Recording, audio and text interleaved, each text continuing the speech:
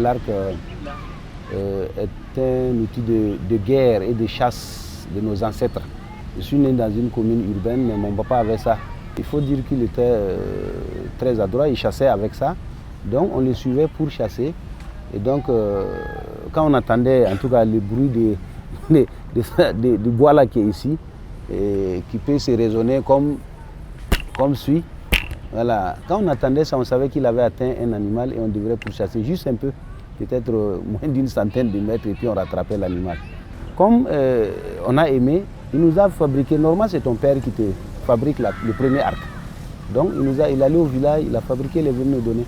Et on s'entraînait, on tirait sur les oiseaux, les petits trucs comme ça. On plantait des petits bois pour pouvoir s'entraîner. Et là, c'est les flèches. Ton papa t'a donné 5 flèches. Vous allez en groupe de 10 par là, on plante quelque chose, vous tirez. Celui qui est le premier à voir, vous devez lui donner une flèche. Et donc si tu n'es pas à droite, tu dis de perdre toutes tes 5 flèches. Et puis rentrer, on va te gronder, mais on va te refaire d'autres.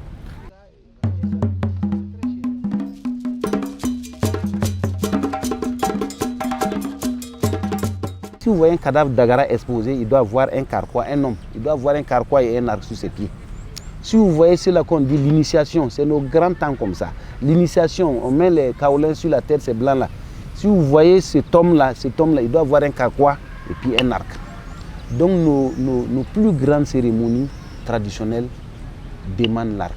Il faut dire qu'on reconnaît au sud-est que c'est l'arc qui nous a amenés du Ghana, c'est l'arc qui nous a nourris, c'est l'arc qui nous a installés. Donc on doit glorifier l'arc. Et l'arc intervient dans tous nos grands trucs mutuels qu'on fait.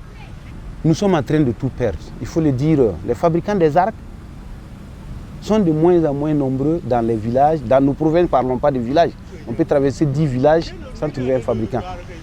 La raison est que vous avez vu que c'est peut-être la Bougouriba, le Djoro qui a amené les arcs et les gens couraient derrière. Les flèches, les arcs, ça dit qu'il n'y a plus de fabricants chez eux. C'est ce que ça veut dire. Et donc chez nous également, il ne reste que des hommes fatigués, assez âgés, 70 ans, 60-70 ans, bon, voilà, qui gouillent encore faire. Mais aucun de leurs enfants ne s'intéresse parce qu'il y a d'autres activités peut-être lucratives, qui est par exemple l'orpaillage, qui les intéresse plus que de venir s'asseoir, attraper une peau qu'on puisse déchirer et faire par exemple ce brassard, ou bien encore venir l'aider à tailler, à gratter ça, puisqu'il faut le gratter jusqu'à rendre mince, pour qu'ils polissent ça après, et ils ne sont pas prêts à ça.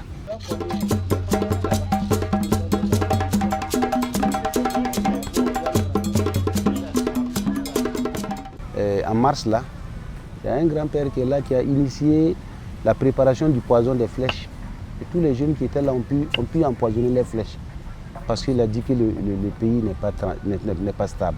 Et tout peut nous arriver. Vous voyez les armes actuelles, et ça, si vous êtes face à face, ce n'est pas la même chose. Mais si par exemple c'est une caravane de ces gens qui passent, et qu'on est préparé, on est informé depuis au loin, qu'on se poste, ça ne fait pas du bruit. Le premier peut tomber sans que vous savez ce qui se passe. Vous allez toujours foncer. Voilà, parce que, bon, donc c'est pour dire que, ne serait-ce que pour ça, c'est-à-dire que, ou bien on les surprend et on va les encercler, et puis ensuite on sort avec ça. Bon, ceux qui connaissent savent qu'avec le poison, bon, tu peux pas survivre avec.